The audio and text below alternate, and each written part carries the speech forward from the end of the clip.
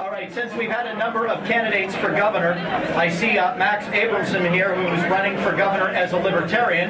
He's currently a state rep out of the Seacoast, and we'll give him an opportunity to come and share some thoughts with us. Max?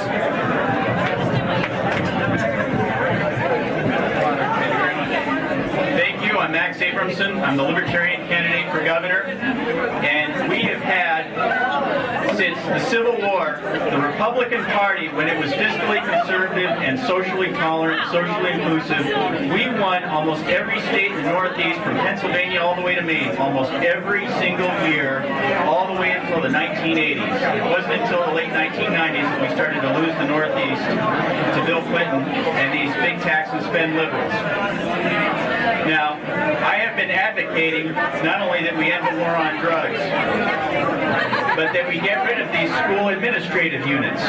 They cost taxpayers over $500 per year per student. And all they do is micromanage our schools. Our charter schools don't even have school administrative units. The private schools don't have school administrative units. And we've had taxpayer after taxpayer after taxpayer, and those of us who advocate for school choice, finding that the school administrative units are as big an obstacle to school choice as the teachers' union officials have been. Now, I've been talking about LibertyBallot.com. For those of you who vote in November 8th, it's very important, but also remember to use LibertyBallot.com, the taxpayer's best friend, and to vote, to look at LibertyBallot.com's recommendations in your town or your ward before you vote on September 13th, because we have a lot of rhinos, big government rhinos, who are voting for things like taxpayer funding of Planned Parenthood of New England. Planned Parenthood of Northern New England does not even exist in New Hampshire, and none of that money goes to any of the clinics, as far as we know. It is nothing more than a political office to help finance the campaigns of big government Democrats and rhinos who are working against the taxpayers' interests, just like the public sector unions have been. Now, when Governor Gary Johnson ran in a safe Democratic state as a Libertarian Republican, he's our presidential candidate, he won in a landslide. He vetoed 748 bills, and he cut taxes 14 times.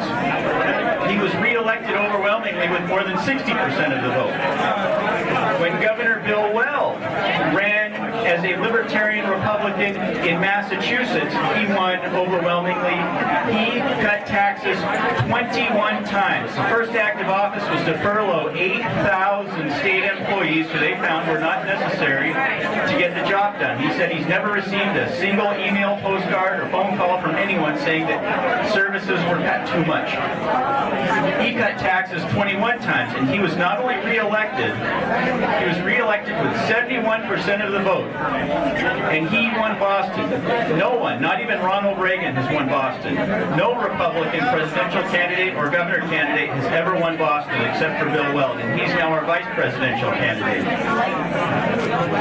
Thank you. Thank you. So we have, as the Republican Party has shifted more and more to the south and has become more and more socially conservative, as we've lost these urban areas and college towns, as we have lost our reach in so many districts around the state and around the Northeast, as we have lost whole state elections simply because we have too many big government rhinos who do not stand up for principle and do not stand up for the taxpayer. We have more and more interest from young people in the Libertarian Party, which I believe represents what the Republican Party was when we stood on principle, when we were fiscally conservative, socially tolerant, and stood for free markets and free market competition. When we stood up for the constitutional rights of absolutely everyone, and we stood up for equality for absolutely everyone. Thank you very much.